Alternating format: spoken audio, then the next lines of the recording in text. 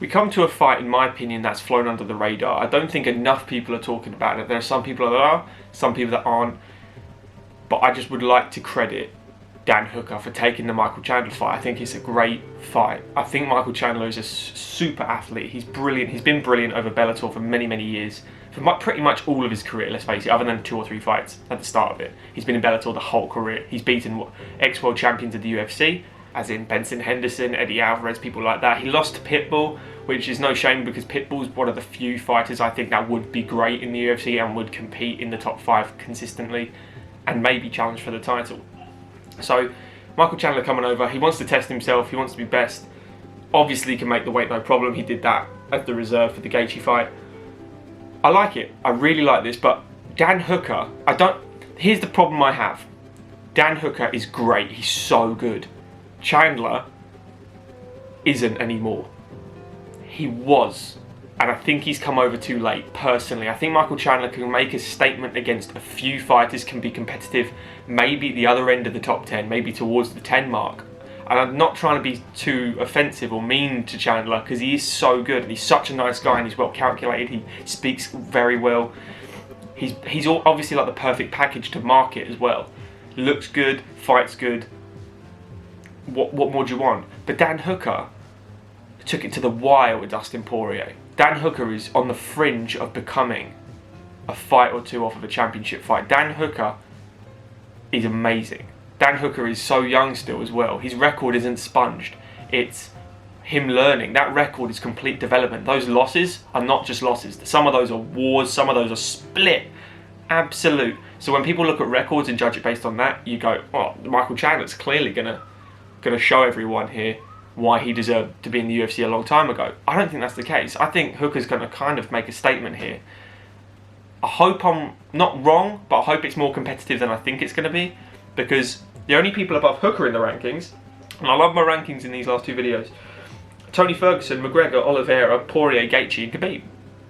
So you can't get better than that. The lightweight division is the most stacked division, I think everyone will say. But who did you want? Personally, I wanted Michael Chandler to fight someone like this. This is perfect. I'm so happy they called Dan Hooker. I'm so happy they made this fight.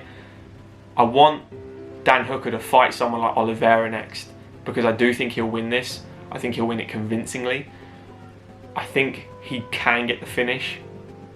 It's not a 5-round fight though, so it's going to be hard. I do think it's either going to be unanimous to Dan and he's just going to pick him apart, use those brutal leg kicks, use those elbows. You know, I don't know if he's going to catch him in a hangman guillotine like he used to do, because Chandler's most likely going to take this to the ground. I know he can strike really well, but Dan Hooker can strike better because he's got a timer in the UFC, because he's not a spring chicken anymore.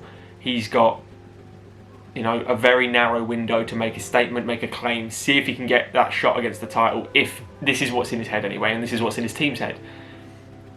Hooker, on the other hand, is still growing.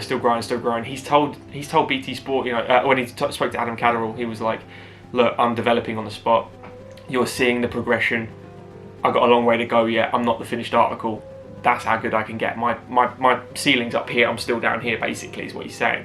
Chandler kind of is, he was here at one point, and now he's just slowly declining with age and genetics and everything like that. His mental state is probably better than it's ever been. But can his body compete with that in the UFC? With the pressure of the UFC, with the eyes? I don't know. Who do you want to see Hooker fight after this? I want to see him personally fight Charles Oliveira if Oliveira doesn't get the shot he deserves, because he's been on an absolute tear lately. If Michael Chandler fails this, the people below him, well, not below him, but would be potentially below him, you know, people like Dos Anjos, that would be great. Paul Felder, if he wants to do one more knock, I'm not sure, because he seems to be more convincing us of staying put with the commentary, and I love that because he's one of the best commentators. I love Paul Felder so much.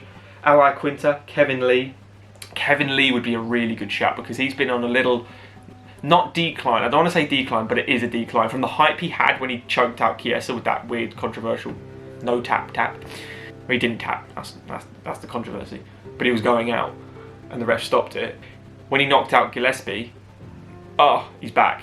And then the next fight, not so much. So Kevin Lee would be a really good shout for him, and it would shaft Kevin Lee, get a nice name on his record as well, the other way around. So I don't want Michael Chandler to be a stepping stone, but I feel like he might be. What do you guys think in the comments? Please let me know. This is going to be awesome. It's going to be an amazing card. McGregor Poirier too. I mean, who the hell's going to win that? 50-50 in my opinion right now.